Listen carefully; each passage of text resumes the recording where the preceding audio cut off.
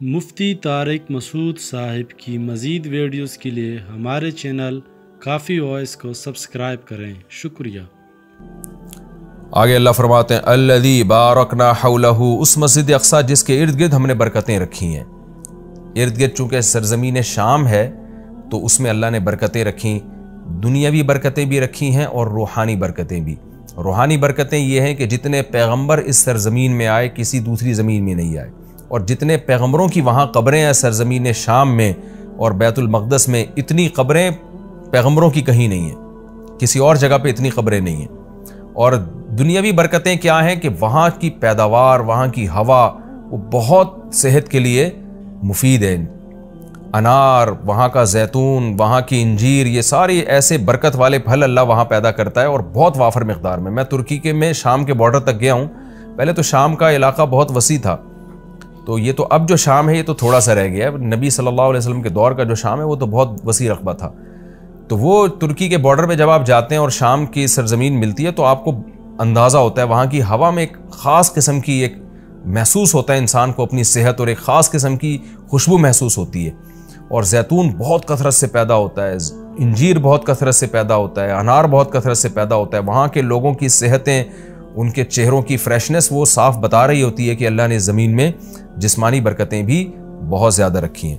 اور علماء نے لکھا ہے کہ اللہ نے جب یہ بتایا نا کہ مسجد اقصی کے ارد گرد برکتیں، تو اس سے خود بخود یہ ثابت ہوتا ہے کہ جس مسجد کے مبارک ہونے کی وجہ سے اس کے ارد گرد اتنی برکتیں ہیں تو خود اس مسجد میں کتنی برکتیں ہوں گی۔ تو وہ مسجد بہت زیادہ برکت والی ہے۔ تبھی حدیث میں آتا ہے کہ جو مسجد حرام میں نماز پڑھتا ہے اسے 1,00,000 نمازوں کا ثواب ملتا ہے، اور جو مسجد اقصی اور مسجد نبوی میں نماز پڑھتا ہے اسے 1,000، اور بعض روایات میں آتا ہے مسجد اقصی میں 50,000 اور مسجد نبوی میں 1,000۔ اور یہ بھی رسول اللہ صلی اللہ علیہ وسلم کی صحیح حدیث ہے، لا تشد الرحال الا الى 3 مساجد، کہ سفر کیا جائے گا صرف 3 مسجدوں کی طرف۔ کیا مطلب؟ وہ سفر جو بنیت عبادت ہو، بنیت عبادت یعنی 3 مسجدیں ایسی ہیں جن کی طرف سفر کر کے ان مسجدوں کی زیارت کرنا ہی عبادت ہے۔ ویسے تو کوئی بھی مسجد ہو آپ ویسے دیکھنے کے لیے چلے جائیں، اس کو سفر کر کے بھی انسان جا سکتا ہے ویسے ہی دیکھنے کے لیے بھئی مسجد کیسی بنی ہے، خوبصورت ہے یا نہیں، لیکن اعلیٰ وجہ تقرب یعنی وہ سفر جو بطور عبادت کے ہوگا، ان میں صرف 3 مسجدیں ایسی ہیں جن کی طرف زیارت کے لیے سے جانا ہی بذات خود شریعت میں مقصود ہے اور ایک عبادت ہے، اور ان میں جا کے نماز پڑھنے کی اضافی بہت زیادہ فضیلت ہے۔ تو وہ 3 مسجدیں ہیں، آپ نے فرمایا ایک مسجد حرام، ایک مسجد اقصی اور ایک مسجد نبوی۔ تبھی مسلمان جب تک مسجد اقصی آزاد نہیں تھی تو مسلمان مسجد اقصی بھی سفر کر کے جایا کرتے تھے، مسجد حرام بھی، اور مسجد نبوی تک تو الحمدللہ اب بھی جاتے ہیں۔ اور اللہ سے ہم دعا کرتے ہیں کہ اللہ تعالیٰ مسجد اقصی کو دوبارہ آزاد کرائے تاکہ ہمیں بھی وہاں جا کے نماز نصیب ہو اور مسجد اقصی کی ہمیں بھی زیارت نصیب ہو۔ یہ ہر مسلمان کی تمنا ہے، اور بہت سے لوگوں کو اللہ نے یہ توفیق دی ہے، وہاں جاتے ہیں، اور بہت سے لوگ اس زیارت سے محروم ہیں۔ تو ہم یہ دعا کرتے ہیں کہ اللہ تعالیٰ وہ مبارک مسجد جس کی طرف اللہ اپنے حبیب صلی اللہ علیہ وسلم کو معجزاتی طور پر لے کر گیا، اور خاص طور پر ہمارے حبیب صلی اللہ علیہ وسلم کو وہاں نماز پڑھوائی گئی معجزاتی طور پر، تو اللہ ہمیں بھی اس مقدس سرزمین کی زیارت کی توفیق نصیب فرمائے اور ہمارے لیے آسان فرمائے۔ آگے اللہ فرماتے ہیں لِنُرِيَهُ مِنْ آیَاتِنَا، ہم نے یہ سفر اس لیے کرایا تاکہ ہم محمد صلی اللہ علیہ وسلم کو اپنی نشانیوں میں سے کچھ نشانیاں دکھائیں۔ وہ نشانیاں یہی ہیں کہ جو معراج کی رات آپ کو دکھائی گئیں، پیغمبروں کی زیارت کروائی گئی، جنت جہنم دکھائی گئی، تو یہ ساری بڑی بڑی نشانیاں تھیں۔ خود معراج خود ایک بڑی نشانی ہے۔ إِنَّهُ هُوَ السَّمِيعُ الْبَصِيرُ، اللہ تعالیٰ خوب سننے والا اور دیکھنے والا ہے۔ یعنی انسان تو محتاج ہے کہ جب تک اسے سنایا نہ جائے وہ سن نہیں سکتا، دکھایا نہ جائے وہ دیکھ نہیں سکتا۔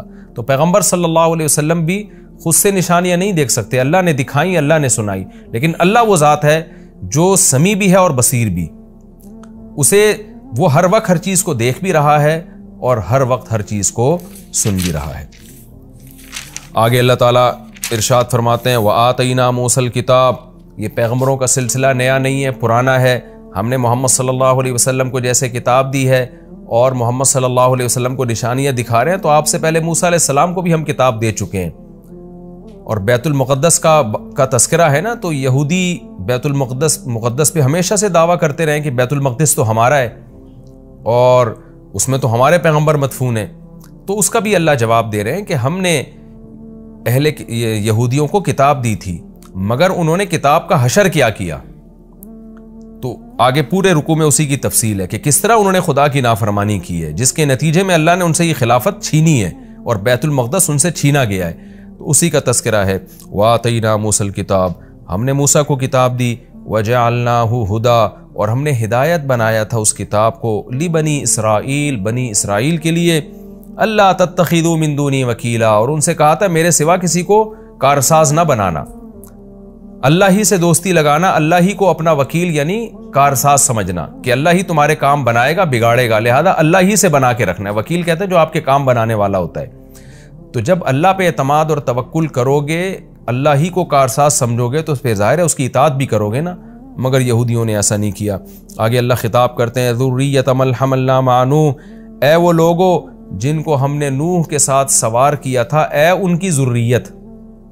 یعنی اللہ تعالیٰ ہم سب سے، پوری انسانیت سے خطاب کر رہے ہیں کہ تم وہ لوگ ہو جن کو ہم نے نوح کے ساتھ کشتی میں سوار کیا تھا، ان کی اولادیں ہو تم. نوح علیہ السلام کے ساتھ کشتی میں بہت سے لوگ سوار ہوئے تھے. ان میں نوح علیہ السلام کے 3 بیٹے بھی تھے، حام، سام اور یافس، جن کا نام بیان کیا جاتا ہے. تو باقی ساری نسل انسانیت کی انہی 3 بیٹوں سے چلی ہے. تو وہ چونکہ کشتی میں نوح علیہ السلام کے ساتھ سوار تھے، اس لیے اللہ نے کہا کہ تم اے انسانوں، تم ان کی نسلیں ہو جن کو نوح علیہ السلام کے ساتھ ہم نے کشتی میں سوار کیا تھا، جو ان کے 3 بیٹے تھے. تو گویا اللہ کا بہت بڑا احسان ہے کہ تمہارے جو باپ دادے تھے نا، نوح علیہ السلام اور ان کے 3 بیٹے، وہ تو شکر گزار بندے تھے جن کے شکر گزاری کی وجہ سے پوری انسانیت کو تباہ کر کے ہم نے چند لوگوں کو کشتی میں سوار کیا تھا. آگے تم انہی کی نسلیں ہو. اگر وہ شکر گزار نہ ہوتے تو تمہیں بھی زندگی اور حیات نہ ملتی. اس لیے آگے فرمایا انہ کان عبدا شکورا، نوح تو اللہ کے شکر گزار بندے تھے. تو تم انہی کی اولاد ہو جن کو ہم نے کشتی میں سوار کیا. تو گویا کشتی میں سوار کرنے والوں پر بھی ہم نے احسان کیا اور تم پر بھی ہم نے احسان کیا، کیونکہ اگر ان کو ہم کشتی میں سوار نہ کرتے اور طوفان میں غرق کر دیتے تو تم بھی پیدا نہ ہوتے. تو اللہ تعالیٰ ہمیں ترغیب دے رہے ہیں کہ تمہارے باپ شکر گزار تھے جن کی وجہ سے ان کو اور ان کے بیٹوں کو میں نے کشتی میں سوار کر کے بچایا، تو انہی کی وجہ سے میں نے تمہیں بھی بچایا. تو اے ان لوگوں کی ذریت، اے ان لوگوں کی نسلوں جن کو میں نے نوح کے ساتھ کشتی میں سوار کیا تھا، نوح شکر گزار آدمی تھے. تو کیا مطلب؟